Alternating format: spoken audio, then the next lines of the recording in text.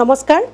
গৰমৰ দিনকেইটা আৰম্ভ হওঁতে আপোনালোকক ভিডিঅ'ৰ যোগেৰে এবিধ পাচলিৰ বিষয়ে ক'বলৈ ওলাইছো যিবিধ পাচলি প্ৰকৃততে আমাৰ এই গৰমৰ দিনকেইটাত বহু ক্ষেত্ৰতে সহায় কৰে গৰমৰ বাবে হোৱা বিভিন্ন বেমাৰ আজাৰৰ ক্ষেত্ৰত আপোনালোকক সাপোৰ্ট দিব আৰু সেই পাচলিবিধ প্ৰকৃততে ফল হয় কিন্তু আমি পাচলিৰ দৰেও খাওঁ সেইবিধ হৈছে আমাৰ তিয়হ আমি কেঁচাকৈও খাব পাৰোঁ ভাজিও খাব পাৰোঁ আৰু ইয়াৰ খোৱা বিভিন্ন ধৰণৰ অপচনো বেলেগ বেলেগ আছে আমি জনাটো আৱশ্যকীয় যে এই গৰমৰ দিনকেইটাত বিভিন্ন বেমাৰ আজাৰৰ পৰা বাচিবলৈ এই তিয়হ আমি কেনেধৰণে ব্যৱহাৰ কৰিব পাৰোঁ ইয়াৰ পৰা কি বেনিফিটছ পাব পাৰোঁ সকলোখিনি আজি আমি এই ভিডিঅ'ৰ যোগেৰে কথা পাতিবলৈ চেষ্টা কৰিম তিয়হৰ প্ৰথমটো বেনিফিটছ হৈছে হাইড্ৰেশ্যন গৰমৰ দিনকেইটাত মন কৰিবচোন বায়ুমণ্ডল বাহিৰত বহুত গৰম হৈ যায় আৰু তেতিয়া আমাৰ শৰীৰটো গৰম হ'বলৈ আৰম্ভ কৰে কিন্তু আমাৰ শৰীৰটো ঠাণ্ডা কৰিবলৈ আমাৰ শৰীৰৰ পৰা ঘাম ওলায় আৰু সেই ঘাম ওলাই যাওঁতে আমাৰ শৰীৰত ৱাটাৰ লছ হয় আৰু কিছুমান সল্ট নিউট্ৰিশ্যনৰো লছ হোৱা দেখিবলৈ পোৱা যায় এই সল্ট নিউট্ৰিশ্যনৰ লছ যিখিনি হয় সেইখিনি পৰিপূৰ্ণ আমি কৰিব পাৰোঁ তিয়হৰ জৰিয়তে কাৰণ তিয়হৰ জৰিয়তে আমি বহুতখিনি নিউট্ৰিশ্যন আৰু লগতে তাত লছ হোৱা পানীখিনিও পৰিপূৰ্ণ কৰিবলৈ সক্ষম হওঁ প্ৰকৃততে এই হাইড্ৰেশ্যনৰ কিয় প্ৰয়োজন হয় আপোনালোকৰ কিডনি ফাংচন ঠিক কৰি ৰাখিবলৈ লগতে বিপাক্ৰিয়া ঠিক কৰি ৰাখিবলৈ শৰীৰৰ বিভিন্ন ফাংচন ঠিক হৈ থাকিবৰ বাবে আমাৰ হাইড্ৰেশ্যনৰ বিশেষকৈ প্ৰয়োজনীয় যেতিয়া আমাৰ শৰীৰৰ টেম্পাৰেচাৰটো সলনি হৈ থাকে খুব বেছিকৈ গৰম হৈ যায় আকৌ খুব বেছিকৈ শৰীৰটো ঠাণ্ডা কৰিবলৈ চেষ্টা কৰে এনে ধৰণে টেম্পাৰেচাৰ সলনি হওঁতে জ্বৰ ইত্যাদি বেমাৰে দেখা দিব পাৰে আৰু এই বডি টেম্পাৰেচাৰটো ভালদৰে শুদ্ধকৈ কণ্ট্ৰোল কৰিবলৈ সহায় কৰে আমাৰ তিয়হে সেইবাবে জ্বৰ বা গৰমৰ বাবে হোৱা বিভিন্ন বেমাৰ আজাৰত ক্ষেত্ৰত এই তিয়হে আমাক সহায় কৰা দেখিবলৈ পোৱা যায় তিয়হৰ দ্বিতীয়টো বেনিফিটছ হৈছে ই আমাৰ ব্লাড প্ৰেছাৰ কণ্ট্ৰোল কৰিবলৈ সহায় কৰে কেনেধৰণে গম পায়নে আপোনালোকে জানে চাগে এক্সেছিভ নিমখ বা খাদ্যৰ দ্বাৰা আমাৰ নিমখ খোৱা যায় বা কেতিয়াবা বেছি হয় সেই তেনেধৰণে আমাৰ নিমখ খোৱা যদি অলপ বেছি হয় তেতিয়া আমাৰ শৰীৰত ৱাটাৰ ৰিটেনশ্যন হয় ৱাটাৰ ৰিটেনশ্যন মানে শৰীৰে পানীটো জমা কৰি ৰাখে আৰু তাৰ ফলতে ভৰি হাতবোৰ ফুলিবলৈও আৰম্ভ কৰে আৰু যেতিয়াই আপোনালোকৰ শৰীৰত ৱাটাৰ ৰিটেনশ্যন হয় তেতিয়া আপোনালোকৰ ব্লাড প্ৰেছাৰো বাঢ়ি যোৱাৰ সম্ভাৱনা বাঢ়ি যায় আৰু সেইবাবে এই ৱাটাৰ ৰিটেনশ্যনটো নহ'বৰ বাবে তিয়হেই একমাত্ৰ পাচলি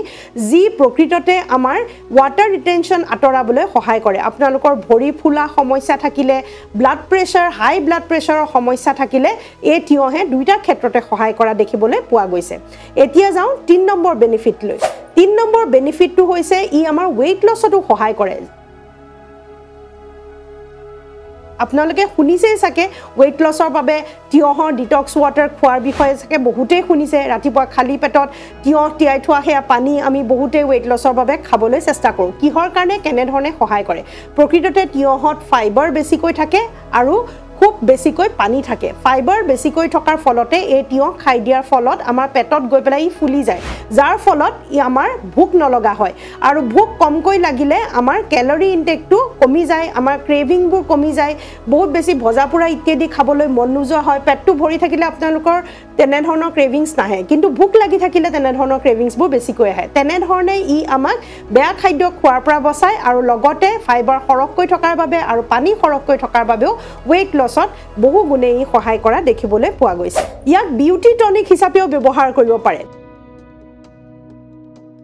বিউটি টনিক মানে ই আমাৰ ছালৰ ওপৰত বহুতখিনি ভাল বেনিফিটছ দিয়ে এই তিয়হক আপোনালোকে খাই পেলাইও বেনিফিটছ পাব পাৰে ভিতৰৰ পৰা আৰু বাহিৰৰ পৰা খানিও আপোনালোকে ছালখন ধুনীয়া কৰিব পাৰে যিহেতু আপোনালোকে গম পাইছে ইতিমধ্যে যে ই আমাৰ হাইড্ৰেশ্যনত সহায় কৰে আৰু ছালৰ বাবে হাইড্ৰেশ্যন বিৰাটেই বেছি দৰকাৰী আপোনালোকে চাগে ফিল কৰে যে কেতিয়াবা আমাৰ মুখবোৰ খুব হেতা লাগিবলৈ আৰম্ভ কৰে আৰু খুব ডাল লাগে আৰু সেই তেনেকুৱা ডাল বা হেতা ভাৱটো এইটো কাৰণে হয় কাৰণ আমাৰ ছালত পানীৰ বা সেই কোষত পানীৰ কোৱান্টিটিটো কমি যায় যদি পানী পৰিপূৰ্ণ হৈ থাকে তেনেহলে আমাৰ ছালখন গ্লো হৈ থাকে আৰু সেই তিয়হে আমাক সহায় কৰে বাহিৰৰ পৰা খানিলেও আপোনালোকৰ ছালখনৰ গ্লো বাঢ়ে আৰু খালেও আমাৰ ভিতৰৰ পৰা ই আমাক পানী পৰিপূৰ্ণ কৰি ছালখন ধুনীয়া কৰে আৰু ডাৰ্ক সাৰ্কলছৰ বিষয়টো আপোনালোকে শুনিছে বেছিভাগ বিউটি পাৰ্লাৰত আপোনালোকৰ পেক খানি দিয়াৰ পিছতে তিয়হৰ এচকল চকুত দিয়া চাগে আপোনালোকে সকলোৱে দেখিছে সেই তিয়হে ডাৰ্ক সাৰ্কলছ কমাবলৈও সহায় কৰে আৰু লগতে চকুটো ৰিলেক্স কৰিবলৈও সহায় কৰে আৰু ডিটক্স ৱাটাৰ যদি ৰাতিপুৱা খালী পেটত আপোনালোকে খাই ৰেগুলাৰলি তেনেহলে আপোনালোকৰ স্কিনখন বহুত ধুনীয়া হৈ পৰিব আৰু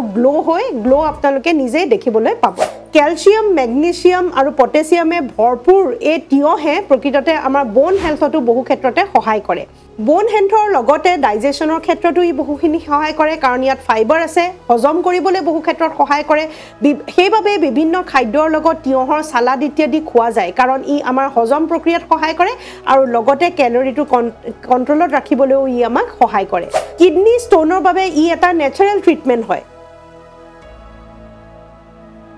কাৰণ ইয়াত বহুখিনি পানী পোৱা যায় এই তিয়হতে 96% পানী থাকে আৰু সেইবাবে নেচাৰেলি ইয়াক ৰেগুলাৰলি খালে আপোনালোকৰ সৰু সৰু কিডনি ষ্টোন ইয়াৰ দ্বাৰাই সাফা হৈ যোৱাও দেখিবলৈ পোৱা যায় ডায়াবেটিক ৰোগীৰ বাবেও তিয়হ ভাল হয় কিয়নো ই আপোনালোকৰ ক্যালোৰি কন্ট্ৰলত সহায় কৰে ক্ৰেভিংছ সমূহৰ পৰা বচায় লগতে ফাইবাৰ যুক্ত হয় আৰু পানী সৰহকৈ আছে আৰু ইয়াত থকা বিভিন্ন এন্টিঅক্সিডেন্টছ সমূহেও আপোনালোকৰ সুগাৰ লেভেলটো কন্ট্ৰল কৰিবলৈ সহায় কৰে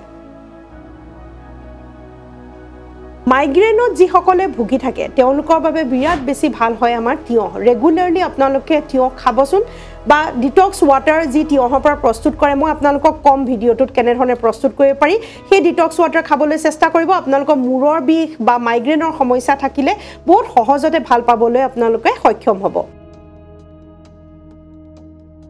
তিয়হ কেনে ধৰণে খাব লাগে হেতুটো আপোনালোকক কোৱাৰ প্ৰয়োজনে নাই কাৰণ আপোনালোকে সকলোৱে জানে তথাপিতো অলপ সলপ কিছুমান নজনা কথা কিছুমান ক'বলৈ চেষ্টা কৰোঁ তিয়হ সাধাৰণতে ৰাতিপুৱাৰ ভাগত খালে বেছি ভাল হয় ৰাতিৰ ভাগত এভয়েড কৰিব লাগে কাৰণ গেছ কেতিয়াবা কৰিব পাৰে আৰু যিসকলৰ গেছ নকৰে তেওঁলোকে ৰাতিও খাব পাৰে কিন্তু যিসকলৰ গেছৰ সমস্যা আছে তেওঁলোকে ৰাতি এভয়েড কৰি ৰাতিপুৱাৰ ভাগত তিয়হ খালে বহুতেই বেছি ভাল বুলি ৰিসাৰ্চৰ মতে দেখা গৈছে আৰু লগতে এই তিয়হ বিভিন্ন ধৰণে খাব পাৰে যেনেকৈ ডিটক্স ওয়াটাৰ বনাই খাব পাৰে গৰমৰ দিনত কুলাৰ ড্ৰিংক হিচাপে বনাই খাব পাৰে লগতে এই তিয়হক সালাড হিচাপেও খাব পাৰে আৰু ভাজিও খাব পাৰে এই যে ডিটক্স ওয়াটাৰ কথা কৈছো তা কেনে ধৰণে প্ৰস্তুত কৰিব অকমানকৈ কৈ থওঁ এটো হৈছে আপোনালোকে ৰাতি এটা গ্লাছৰ জাৰত বা গ্লাছৰ বটলত এক বটল পানী ভৰাই ল'ব 1 লিটাৰ মান পানী থব পাৰে তাৰ পিছতে তাতে আপোনালোকে কেই পিস মান তিয়হ দি দিব আৰু ৰাতিপুৱাৰ সময়ত সেই তিয়হখিনি সেকি পেলাই শুদ্ধ পানীখিনিও খাব পাৰে বা যিসকলে তিয়হ খাব বিচাৰে বিৰাটে ভাল হয় পানীৰ লগত সেই তিয়হ পিছু আপোনালোকে সুবাই খাব পাৰে ই আপোনালোকক ডিটক্স ওয়াটাৰ ভিতৰটো শৰীৰৰ ভিতৰখিনি সাফা কৰিবলৈ সহায় কৰিব বিভিন্ন শৰীৰৰ ফাংচন মেইনটেইন কৰি ৰাখিবলৈ সহায় কৰিব গৰম দিনত ইয়াক কেনে ধৰণে কুলাৰ জুস হিচাপে ব্যৱহাৰ কৰিব পাৰে তাৰ বাবে আপোনালোকক আৰু কেইটামান বস্তু প্ৰয়োজন হ'ব যি কেটা তিয়হৰ লগত মিক্স কৰিলে বিৰাটে বেছি ভাল হয় হেতু হৈছে আমাৰ কেইটামান পদিনাৰ পাত আৰু লগতে অকমান জিৰা বা জালুক যিটো ভাল পাই ব্যৱহাৰ কৰিব পাৰে অকমান নেমু টেঙা এইকেইটা বস্তু গুটেকিটা একেলগে মিক্স কৰিব পাৰে যে মিক্সিত যদি দিব বিচাৰে মিক্সাৰ গ্ৰাইণ্ডাৰটোত আপোনালোকে তিয়হ দি দিলে আৰু তাতে অকমান পানী দি দিলে পানীটো প্ৰায় তিয়হৰ পৰা ওলায়ে অকমান পানী দিলে যথেষ্ট হয় আৰু লগতে অকমান কোলা নিমখ আৰু পদিনাৰ পাত কেইটামান আৰু এটুকুৰা নেমু চেপি পেলাই ভালদৰে মিক্স কৰি পেলাই সেই তিয়হৰ জুসটো আপোনালোকে খাব পাৰে তাক সেকিবলৈ চেষ্টা নকৰিব কাৰণ সেকি দিলে তাত থকা ফাইবাৰখিনি আঁতৰি যায় কিন্তু যিসকলে খাবলৈ টান পায় তেওঁলোকে সেকি পেলাইও পানীখিনি খাব পাৰিব এনে ধৰণে তিয়হৰ কুলাৰ বনালে আপোনালোকক গৰম দিনত পেছাপৰ জ্বলাপুৰা কৰা সমস্যা পেছাপৰ ইউটিআই সমস্যা লগতে কিডনি ষ্টোনৰ সমস্যা বা বিভিন্ন খাদ্য খাওঁতে পেটত জ্বলাপুৰা কৰা সমস্যাৰ পৰা আপোনালোকে বাচিব পাৰিব আৰু শেষত যাওঁ লাষ্ট অপশনটো লৈ হেতু হৈছে ৰাইতা বনাই খোৱা অৰ্থাৎ আপোনালোকে জানে সাকে যে বিৰিয়ানিৰ লগত ৰাইতা সাধাৰণতে দিয়া যায় আৰু সেই ৰাইতা দৈ বা তিয়হ আৰু পিয়াজ কুটি পেলাই বনোৱা যায় আৰু এই ৰাইতাত তিয়হটো এটু কাৰণে দিয়া যায় কাৰণ ই আমাক ডাইজেশ্যনত সহায় কৰে আৰু যেতিয়া আমি বিৰিয়ানি পোলাও এনেকুৱা ধৰণৰ হেভি খাদ্যবোৰ খাওঁ যিবোৰে পেটত অপকাৰ কৰিব পাৰে সেই সমূহ ইজিলি ডাইজেষ্ট হ'বৰ বাবে লগত ৰাইতা ব্যৱহাৰ কৰা যায় আৰু সেইবাবে ৰাইতাত তিয়হ কাটি পেলাই দিয়া যায় এনে ধৰণেও আপোনালোকে হেভি খাদ্য খালে ৰাইতা ব্যৱহাৰ কৰিব পাৰিব এইখিনি হৈ গ'ল আমাৰ তিয়হৰ ব্যৱহাৰ কেনে ধৰণে কৰিব লাগে কি বেনিফিটস আৰু যিহেতু গৰমৰ দিন কেইটা আহি আছে ইয়াক আপোনালোকে সকলোৱে ব্যৱহাৰ কৰিবলৈ চেষ্টা কৰিব আৰু নিশ্চয় আপোনালোকে খাইও ভাল পায় মই তিয়হৰ সবজি অৰ্থাৎ ভাজি খাই পেলাই বিৰাটে ভাল পাওঁ আপোনালোকে কিমানে ভাল পায় মোক কমেন্ট সেকশনত জনাবচোন নতুন এটা ভিডিঅ' যোগে লগ পোৱাৰ প্ৰতিশ্ৰুতিৰে আজিলৈ সামৰো নমস্কাৰ